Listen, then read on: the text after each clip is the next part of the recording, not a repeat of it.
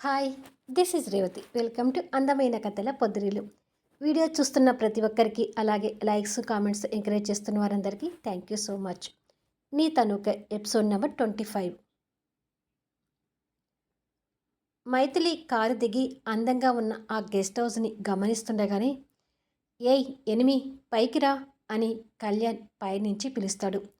మైథిలి భయంగానే స్టెప్స్ ఎక్కి కళ్యాణ్ దగ్గరికి వెళ్ళి, నన్ను ఇక్కడికి ఎందుకు రమ్మన్నావు కళ్యాణ్ అని అడుగుతుంది. చెప్తాను రా అని మైథిలి చేయి పట్టుకొని బెడ్రూమ్కి తీసుకెళ్తాడు. ఒంటరిగా కళ్యాణ్తో ఉన్న మైథిలి ఆ బెడ్రూమ్ చూడగానే మనసులో భయం ఇంకా ఎక్కువ అవుతుంది. ఎలా ఉంది రూమ్ అని అడుగుతాడు షర్ట్ బటన్స్ విప్పుతూ. బాగుంది, కానీ మళ్ళీ నువ్వెందుకు షర్ట్ విప్పుతున్నావు అని అడుగుతుంది భయంగా. కళ్యాణ్ బదులివ్వకుండా షర్ట్ విప్పుతుంటాడు. షర్ట్ విప్పుతున్న కళ్యాణ్ని బిడియం ఇబ్బందితో చూస్తూ కళ్ళు మూసుకొని, ఇలా ఆడపిల్ల ముందు షర్టు విప్పడానికి నీకు సిగ్గనిపించడం లేదా అని అడుగుతుంది. ఎప్పటికైనా నీ ముందు ఇలా కనపడాల్సిన వాడినే కదా, ఎందుకు సిగ్గు అంటాడు. మర్యాదగా మాట్లాడు కళ్యాణ్, నేను ఇక్కడి నుంచి వెళ్ళిపోతాను అని కళ్ళు మూసుకొని అంతే వెళ్ళబోతుంటే, కళ్యాణ్ తన చేయి పట్టుకొని ఆపి, ముందు కళ్ళు తెరువు అంటాడు. నేను తెరవను అంటుంది మొండిగా. తెరవకపోతే ముద్దు పెడతాను అంటాడు. ఆ మరుక్షణమే భయంతో మైథిలి కళ్ళు తెరిచి ఆశ్చర్యపోతూ కండలు తిరిగి ఉన్న కళ్యాణ్ బాడీ మీద వాతలు చూస్తుంటుంది. తెలియకుండానే మైథిలి చెయ్యి కళ్యాణ్ బాడీ మీదకు వెళ్ళి వాతలను తాకుతూ, ఏంటి దెబ్బలు అని ఆశ్చర్యంగా అడుగుతుంది. ఇన్నోసెంట్లా క్యూట్ పప్పీ పేస్ పెట్టి, మా గ్రాని కొట్టింది అంటాడు. అప్పటి వరకు వాతలు చూసి జాలిపడుతున్న మైథిలి కళ్యాణ్ ఇన్నోసెంట్ ఫేస్ చూసి నవ్వుతూ, ఎందుకు కొట్టింది అని అడుగుతుంది. పెళ్లి చూపులో చేసిన వీరంగం అంతా చెప్తాడు. అది విన్న దగ్గర నుంచి మైథిలికి నవ్వాగటం లేదు. పగలబడి నవ్వుతుంటుంది. కళ్యాణ్ కూడా తనతో చిన్న నవ్వు కలుపుతాడు. పాపం, నిన్ను భాగ్యాన్ని విడదీశారా అంటూ మైథిలి నవ్వు ఆపుకోలేక పగలబడి నవ్వుతుంటుంది. మైథిలి అలా నవ్వుతుంటే కళ్యాణ్ కూడా కొత్తగా అనిపిస్తుంటుంది. నవ్వుతున్న తనని అలాగే చూస్తుంటాడు. మైథిలి నవ్వుతూనే, ఏంటి కళ్యాణ్ అలా చూస్తున్నావు అని అడుగుతుంది. నువ్వు ఇలా నవ్వడం ఇంతకుముందు ఎప్పుడూ చూడలేదు ఎనిమి అంటాడు. మైథిలి టక్కున నవ్వాపి, నువ్వు చూడటం కాదు, నీ పరిచయం తర్వాత నేనే నవ్వలేదు. నన్ను ఏడిపించడానికే సరిపోతుంది కదా నీకు, ఇక నవ్వడం ఎక్కడా అంటుంది కోపంగా మొహం తిప్పుకొని. కళ్యాణ్ ఆయింట్మెంట్ మైథిలి చేతిలో పెట్టి, గాయాల మీద రాయి అని వెనక్కి తిరుగుతాడు. మైథిలి గాయాలకి మందు రాస్తూ, మీ గ్రానీని ఇబ్బంది పెట్టడం ఎందుకు, ఆవిడ చెప్పినట్టు పెళ్లి చేసుకోవచ్చు కదా అంటుంది. ఓహో, ఇంట్లో అయిపోయింది, ఇక తమ్మరు మొదలు పెట్టారా అంటాడు చిరాకు పడుతూ. అయినా నీకు బాగా అయిందిలే, లేకపోతే నా మీదకు చీపురి కట్ట విసిరి ఫ్లోర్స్ క్లీన్ చేయించుతావా, నీకు ఈ శాస్తి జరగాల్సిందే అంటుంది మందు రాస్తూ. నీ పాపమే తగిలినట్టుంది నాకు అంటాడు కాస్త కోపంగా. ఇటు తిరుగు, మొదలు కూడా రాస్తాను అని కళ్యాణ్ని ముందలకు తిప్పుకొని మందు రాయబోతూ కళ్యాణ్ మెడలో చైన్ కొన్న లాకెట్ వైపు ఆశ్చర్యంగా చూస్తుంటుంది. ఆ లాకెట్ కాస్త పెద్ద సైజ్ బాక్స్ టైప్లో మోడ్రన్గా కనిపిస్తుంటుంది. మైథిలి ఆ లాకెట్ చేతిలోకి తీసుకొని ఆశ్చర్యంగా చూస్తుంటే, ఏయ్ ఏంటిది, నా చైన్ కొట్టేద్దామని చూస్తున్నావా అని అడుగుతాడు. ఇదేంటి లాకెట్ ఏదో వెరైటీగా ఉంది అని అడుగుతుంది. గ్రానీ కావాలనే లాకెట్ని ఇలా చేయించింది అని ఆ లాకెట్ని ఓపెన్ చేసి చూపిస్తూ, రేపు ఉదయానికి ఈ లాకెట్ బాక్స్లో చిన్న లెటర్ ఉంటుంది అని అంటాడు. లెటరా, ఇందులో ఎందుకుంటుంది అని అడుగుతుంది అర్థం కానట్టు. మా గ్రానీ నేను గొడవ పడినప్పుడు ఎవరికి వారే మూతులు తిప్పుకొని కూర్చుంటాము, కానీ మా గ్రానీ నాతో మాట్లాడకుండా ఒక్కరోజు కూడా ఉండలేదు. అలా అని గొడవ పడినప్పుడు తనకు తానుగా వచ్చి కూడా నాతో మాట్లాడదు. అలాంటప్పుడు నా కోసం ఒక లెటర్ రాసి నేను నిద్రపోతున్నప్పుడు వచ్చి ఈ లాకెట్లో పెడుతుంది. గ్రానీ మీద నాకు ఎంత కోపం ఉన్నా నా కోసం రాసిన ఆ లెటర్ చదవగానే ఆ కోపం అంతా పోతుంది. అంటే గ్రానీ నా మీద ప్రేమతో ఆ లెటర్ అంత బాగా రాస్తుంది.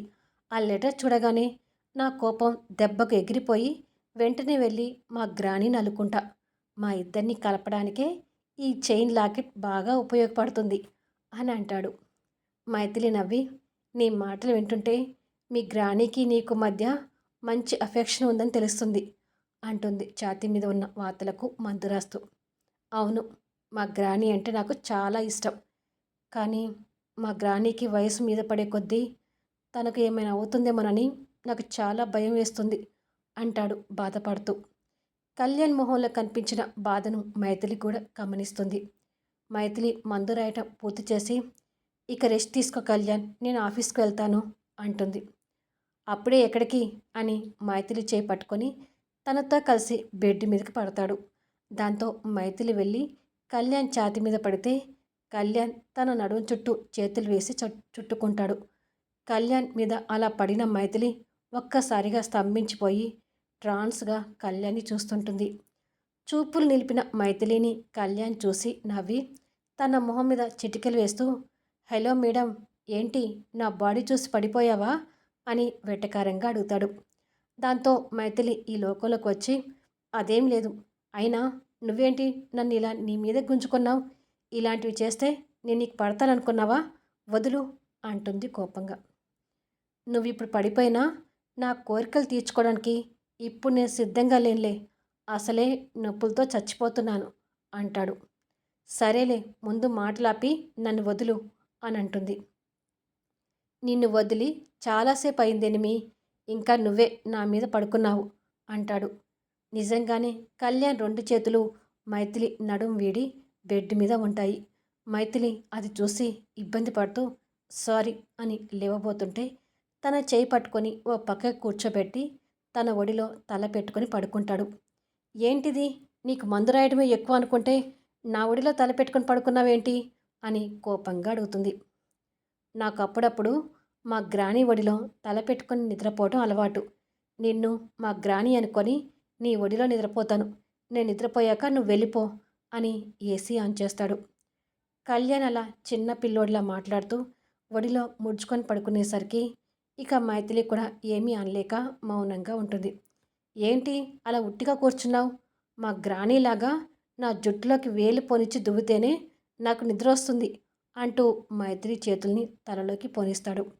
ఇక మైథిలి మారు మాట్లాడకుండా కళ్యాణ్ జుట్టుని దువ్వుతుంటే కొద్దిసేపటికి కళ్యాణ్ తన ఒడిలో పసిపిల్లాడిలా నిద్రపోతుంటాడు. మైథిలి కళ్యాణ్ జుట్టుని అలా దువ్వుతూనే, ఏంటో కళ్యాణ్, ఒక్కొక్కసారి నేను చూస్తుంటే అమాయకుడిలా కనిపిస్తుంటావు, ఇంకొకసారి నన్ను కాల్చుకొని తినే విలన్లా కనిపిస్తావు, నువ్వేంటో నాకే కాదు ఎవ్వరికీ అర్థం కావనిపిస్తుంది అని అనుకొని నిద్రపోతున్న కళ్యాణ్ని నిదానంగా పిల్లో మీదకి పడుకోబెట్టి లేచి వెళ్ళబోతూ డోర్ దగ్గరికి వెళ్ళి మళ్ళీ వెనక్కి చూస్తుంది. ఏసీ కూలింగ్కి కళ్యాణ్ కాస్త ఇబ్బంది పడుతున్నట్టుగా అనిపిస్తాడు. మళ్ళీ వెనక్కి వెళ్ళి నిద్రలో అమాయకంగా కనిపిస్తున్న కళ్యాణ్ మొహాన్ని చూస్తూ బ్లాంకెట్ కప్పి వెన్ను తిరుగుతుంది. కారులో వెనక సీట్లో కూర్చున్న మైథిలి కళ్యాణ్ గురించి ఆలోచిస్తూ, నాకు తెలియకుండానే నేను కళ్యాణ్ మనసుకి దగ్గరవుతున్నానా అని ఆలోచించి, నో, అలా జరగటానికి వీల్లేదు. మామూలు ఆడపిల్లలాగే నాకు కూడా జీవితం మీద కొన్ని ఆశలు కోరికలు ఉన్నాయి. కళ్యాణ్ మనస్తత్వం ప్రకారం నాకు కళ్యాణ్ అస్సలు సూట్ కాడు. అలాంటి వ్యక్తితో నేను లైఫ్ లాంగ్ సంతోషంగా ఉండలేను. అయినా కళ్యాణ్ కూడా నన్ను వాడుకొని వదిలేయాలని చూస్తున్నాడు కానీ నా లైఫ్ పార్ట్నర్గా కావడానికి సిద్ధంగా లేడు. కళ్యాణ్ దగ్గర వర్క్ చేస్తున్న రోజులు నా మనసు చలించకుండా జాగ్రత్తగా ఉండాలి. నేను ఏ కాస్త ఏమరపాటుగా ఉన్నా కళ్యాణ్ తను అనుకున్న కోరికలు తీర్చుకుంటాడు.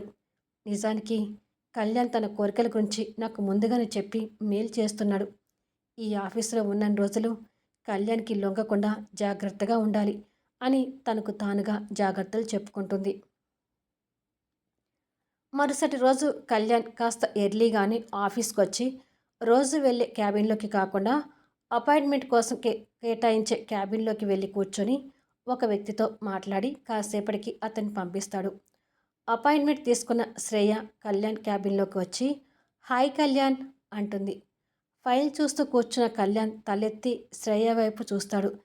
తను చూడగానే మైథిలిని ట్రాప్ చేసింది గుర్తొచ్చి కావాలని కోపాన్ని కంట్రోల్ చేసుకుంటాడు. శ్రేయ దగ్గరికి వచ్చి, కెన్ ఐ సిట్ అని అడుగుతుంది. కూర్చో అన్నట్టుగా చైర్ చూపిస్తాడు. హౌ ఆర్ యూ కళ్యాణ్ అంటూ కళ్యాణ్కి షేక్ హ్యాండ్ ఇవ్వడానికి చెయ్యి చాపుతుంది. కళ్యాణ్ ఆ చెయ్యి వైపు కోపంగా చూస్తాడు. మైథిలి చెయ్యి బాగానే పట్టుకున్నావు కదా! నాకు షేక్ హ్యాండ్ ఇవ్వడానికి ఏమైంది? అని మనసులో తిట్టుకుంటూనే మరో పక్క కళ్యాణ్ కోపాన్ని చూసి భయపడుతూ చెయ్యిని వెనక్కి తీసుకొని, అంటే మొన్న మా అక్క చెయ్యి పట్టుకున్నావు కదా! అలాగే నాకు కూడా షేక్ హ్యాండ్ అని అనబోతుండగా, అసలు విషయానికి రా. దేనికి నన్ను కలవాలనుకున్నావు? అని అడుగుతాడు. ఐ లవ్ యూ కళ్యాణ్ అంటుంది. కళ్యాణ్ మామూలుగా ఆ మాట విని టేబుల్ మీద ఉన్న ఫోన్ నుంచి రిసెప్షన్కి కాల్ చేసి అర్జెంటుగా ఇద్దరు లేడీ సెక్యూరిటీ గార్డ్స్ని పంపించండి అంటాడు. శ్రేయ విస్తుపై చూస్తూ నన్ను మెడ పట్టుకొని గెంటేస్తాడా ఏంటి? అసలే ఇక్కడ మైథిలి ఉంటుంది. తన ముందు అలా జరిగితే నా పరువు పోతుంది అని అనుకొని భయపడుతూ సెక్యూరిటీ గార్డ్స్ ఎందుకు కళ్యాణ్ అని వినయంగా అడుగుతుంది. ఇప్పుడు వస్తారుగా, దేనికో నీకే తెలుస్తుంది అని అంటుండగా ఇద్దరు లేడీ సెక్యూరిటీ గార్డ్స్ వచ్చి సార్ అంటారు. కళ్యాణ్ వాళ్ళ వైపు చూస్తూ నేను అంబులెన్స్కి ఫోన్ చేస్తాను, ఈ అమ్మాయిని ఎర్రగడ్డ పిచ్ హాస్పిటల్లో జాయిన్ చేసి రండి అంటాడు. ఆ మాటలకు శ్రేయ కంగారు పడుతుండగా అలాగే సార్ అంటూ ఆ గార్డ్స్ శ్రేయ దగ్గరికి వస్తుంటారు. నన్ను ఎర్రగడ్డ హాస్పిటల్కి ఎందుకు కళ్యాణ్ అని అడుగుతుంది. ప్రేమ అనే పిచ్చి బాగా ముదిరిపోయింది కదా, ఇలాగే వదిలేస్తే బట్టలు చింపుకొని రోడ్డు మీద పడతావేమో, అందుకే ముందే హాస్పిటల్ జాయిన్ చేస్తే పోతుంది అంటూ అంబులెన్స్కి కాల్ చేయబోతుంటాడు. కళ్యాణ్ యాటిట్యూడ్ని 4 సంవత్సరాల్లో శ్రేయ బాగా గమనించింది కాబట్టి అన్నంత పని చేస్తాడేమని భయపడి వద్దు కళ్యాణ్, నేను ఇక ఐ లవ్ యూ చెప్పనులే అంటుంది. వీల్లేదు, నువ్వు ఎర్రగడ్డ పిచ్చి హాస్పిటల్కి వెళ్ళాల్సిందే అని ఫోన్ చేసి అంబులెన్స్ అంటాడు. శ్రేయ టక్కున ఫోన్ గుంజుకొని ఆ అంబులెన్స్ నెంబర్ కట్ చేసి ఇక మీదట చెప్పనంటున్నాను కదా, ప్లీజ్ ఈ ఒక్కసారికి వదిలేయి అంటుంది. కానీ కళ్యాణ్ అంతే కోపంగా చూస్తుంటాడు. ప్లీజ్ కళ్యాణ్ ఈ ఒక్కసారి అంటుంది. కళ్యాణ్ కాస్త కూలై గార్డ్స్ వైపు చూసి మీరు వెళ్ళండి అంటాడు. గార్డ్స్ వెళ్ళిపోతారు. వచ్చిన పని అయిపోతే ఇక వెళ్ళొచ్చు అంటాడు సీరియస్గా చూస్తూ. లేదు కళ్యాణ్, నీతో కొంచెం మాట్లాడాలి అంటుంది. కోపంతో ఒక యాటిట్యూడ్ లుక్ ఇస్తాడు. ఆహా, ఈసారి ఆ విషయం కాదు, బిజినెస్కి సంబంధించింది అని అంటుంది. అర్థం కానట్టుగా చూస్తుంటాడు. అది కళ్యాణ్, మీ కంపెనీకి డిస్ట్రిబ్యూటర్గా అవ్వాలనుకుంటున్నాను అని అంటుంది. బిజినెస్ గురించి నీకేం తెలుసని డిస్ట్రిబ్యూటర్ అవ్వాలనుకుంటున్నావు అని అడుగుతాడు. తెలియదు, కానీ నేర్చుకోవాలనుకుంటున్నాను అంటుంది. సొసైటీలో ఐశ్వర్య గ్రూప్ ఆఫ్ ఇండస్ట్రీస్ అంటే ఒక గుడ్ విల్ ఉంది. కొత్త వారికి కాంట్రాక్ట్ ఇచ్చి కంపెనీ గుడ్ విల్ని పోగొట్టుకోవడానికి నేను సిద్ధంగా లేను అంటాడు. ఒక్కసారి అవకాశం ఇవ్వు కళ్యాణ్, నేనేంటో నిరూపించుకుంటాను అంటుంది. నౌ యూ కెన్ గో అని డోర్ వైపు దారి చూపిస్తాడు. శ్రేయ నిరాశపడుతూ ఓకే కళ్యాణ్, నువ్వు ఒకటి నిర్ణయించుకున్నావంటే ఇక ఆ నిర్ణయం మార్చుకోవని నాకు కూడా తెలుసు. కానీ కళ్యాణ్, నీతో ప్రేమ వద్దంటున్నావు, బిజినెస్ వద్దంటున్నావు, కానీ ఫ్రెండ్షిప్కైనా ఒప్పుకో కళ్యాణ్ అంటూ రిక్వెస్ట్ చేస్తుంది. కళ్యాణ్ దానికి కూడా అయిష్టంగా మొహం పెడుతుంటే ప్లీజ్ కళ్యాణ్, ఈ ఒక్క దానికైనా ఒప్పుకో, రేపు నా బర్త్డే ఉంది, నేను ఇస్తున్న పార్టీకి నువ్వు తప్పకుండా రావాలి అంటుంది. కళ్యాణ్ మౌనంగా ఉంటాడు. 4 సంవత్సరాలు కలిసి చదువుకున్నాం కళ్యాణ్, నాకు ఈ మాత్రం కూడా విలువ ఇవ్వవా అని రిక్వెస్ట్గా అడుగుతుంది. కళ్యాణ్ కొన్ని క్షణాలు ఆలోచించి ఓకే అంటాడు. శ్రేయ సంతోషపడుతూ అంటే నా బర్త్డే పార్టీకి వస్తున్నావా అని అడుగుతుంది. వస్తాను అంటాడు. ఆ మాటకి తన కళ్ళలో మెరుపు మొదలై thank you so much Kalyan, రేపు నైట్ నీకోసం ఎదురు చూస్తుంటాను, బాయ్ అని చెప్పి వెళ్ళిపోతుంది. ఆ ఆనందంతో బయటకొచ్చి అప్పుడే ఆఫీస్కి వస్తున్న మైథిలిని ఢీకొంటుంది. మైథిలి వెలిగిపోతున్న తన మొహాన్ని ఆశ్చర్యంతో చూస్తూ ఆ పిచ్చోడు ఈ పిచ్చిదాని ప్రేమని ఒప్పుకున్నాడా ఏంటి, ఇంత సంతోషంగా ఉంది అని అనుకుంటూ ఉండగా మైథిలిని చూసిన శ్రేయలో ఆ సంతోషం మాయమై దీని ఉద్యోగం పోతుందని చాలా ఆశపడ్డాను, కానీ అంతా తలక్రిందులైంది, ఎందుకైనా మంచిది, దీనిని నా కంట్రోల్లో పెట్టుకోవాలి అని అనుకొని ఇష్టం లేని నవ్వును తెచ్చుకుంటూ హాయ్ మైథిలి అంటుంది. మైథిలికి తన్ని రాంగ్ రూట్లో తీసుకెళ్ళిన విషయం గుర్తొచ్చి తన వైపు కోపంగా చూస్తుంటుంది. శ్రేయకి అది అర్థమై ఆ రోజు ఏమైందంటే నిజంగానే నాకు ఆ టెండర్ ఆఫీస్ రూట్ తెలియక నిన్నలా తీసుకువెళ్లాల్సి వచ్చింది. తర్వాత నీ పరిస్థితికి చాలా బాధపడ్డాను అంటుంది నటిస్తూ. మైథిలి ఆ మాటలు నమ్మనట్టుగా చూస్తుంటుంది. శ్రేయ తన వైపు కాస్త అనుమానంగా చూస్తూ, ఆ రోజు కళ్యాణ్ నీ మీద చేయి చేసుకోవడం చూసి కూడా చాలా బాధపడ్డాను.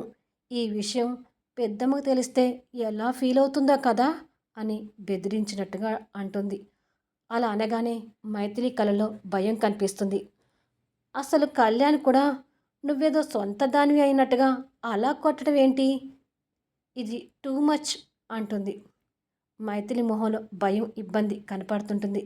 శ్రేయ వాటిని గమనించి, అంటే తర్వాత నిన్ను కొట్టినందుకు బుజ్జగించాడేమోలే అంటుంది వెటకరంగా. తన మాటల ధ్వనికి మైథిలి కోపంగా చూసి తనతో ఏమీ మాట్లాడలేక మౌనంగా క్యాబిన్లోకి వెళ్తుంది. క్యాబిన్ పైన సీఈఓ కళ్యాణ్ అని నేమ్ బోర్డు చూసి, అమ్మాయిలంటేనే చిరాకు పడే కళ్యాణ్ మైథిలికి అతని క్యాబిన్లోనే ప్లేస్ ఇచ్చాడంటే నిజంగానే వీళ్ళిద్దరి గురించి నేను బాగా ఆలోచించాలి. ఎంత తొందరగా వీలైతే అంత తొందరగా కళ్యాణ్ని నా సొంతం చేసుకోవాలి. రేపు నైట్ నా దగ్గరికి వస్తున్నాడు కదా, ఇది చాలు కళ్యాణ్ నా సొంతం కావడానికి అని అనుకొని వెళ్తుంది. మైథిలి కోపంగానే క్యాబిన్లోకి వచ్చి మొదట చేయాల్సిన డ్యూటీ స్పెషల్ ఛాంబర్లోకి వెళ్ళి క్లాత్తో చైర్ క్లీన్ చేస్తూ, ఏంటో నా జన్మ, అందరూ బెదిరించేవారే, ఏ తప్పు చేయకపోయినా శిక్ష అనుభవించాల్సి వస్తుంది అని తన కర్మకు తన్ని తిట్టుకుంటూ ఉండగా, ఎవరిని తిట్టుకుంటున్నావు ఎనిమి అంటూ కళ్యాణ్ అక్కడికి వస్తాడు. ఎవరిని తిట్టడం లేదు, నన్ను నేనే తిట్టుకుంటున్నాను మహానుభావా అంటుంది క్లీన్ చేసుకుంటూ. క్లీన్ చేసింది చాలు, బయటికి వెళ్ళాలి పదా అంటాడు. ఎక్కడికి అని అడుగుతుంది. ఎక్కడికో చెప్తే గాని రావా అంటాడు. మైథిలి కోపంగా చూస్తుంటుంది. నువ్వు నా పిఏ కాబట్టి నేను ఎటు వెళ్ళినా నువ్వు అటు రావాలి అంటాడు. నన్ను వెరిదాన్ చేసి ఆడుకుంటున్నారు అందరూ అని మనసులో అనుకొని, నువ్వు హోటల్ రూమ్కి పిలిచినా నేను అక్కడికి కూడా రావాలా అంటుంది కోపంగా. ఓహో, నీకు కూడా నా కోరికలు తీర్చాలని అంత తొందరగా ఉందా? అయితే హోటల్ రూమ్కి వెళ్దామా అంటాడు ఆశగా. నీకు ఇలా అర్థమైందా అని అడుగుతుంది కోపంగా. ఇలాగే అర్థం చేసుకున్నాను అని తనని మీదకి లాక్కొని తన చేతిలో ఉన్న క్లాత్ని పక్కకు పడేసి, నా మూడే బాగలేదంటే నువ్వు కూడా ఏంటి ఇలా ఉన్నావు? పొద్దున్నే కారాలు మిరియాలు నూరుతున్నావి, ఏమైంది అని అడుగుతాడు. నాతో మాట్లాడాలంటే ఇలా దగ్గరికి లాక్కొని మాట్లాడాల్సిన అవసరం లేదు అని దూరం జరిగి నిలబడి, ఇలా దూరం నుంచైనా మాట్లాడవచ్చు అని క్లాత్ అందుకొని ఈసారి టేబుల్ క్లీన్ చేస్తూ, ఇంతకీ నీ మూడు బాగలేదంటున్నావు, ఏమైంది అని అడుగుతుంది. కళ్యాణ్ నిట్టూర్చి, మా గ్రాని నాతో మాట్లాడకుండా నాతో ఒక్కరోజు కూడా ఉండలేదన్నాను కదా. నా లెక్క ప్రకారం ఈరోజు ఉదయానికి నా లాకెట్లో లెటర్ పెట్టి ఉండాలి, కానీ పెట్టలేదు.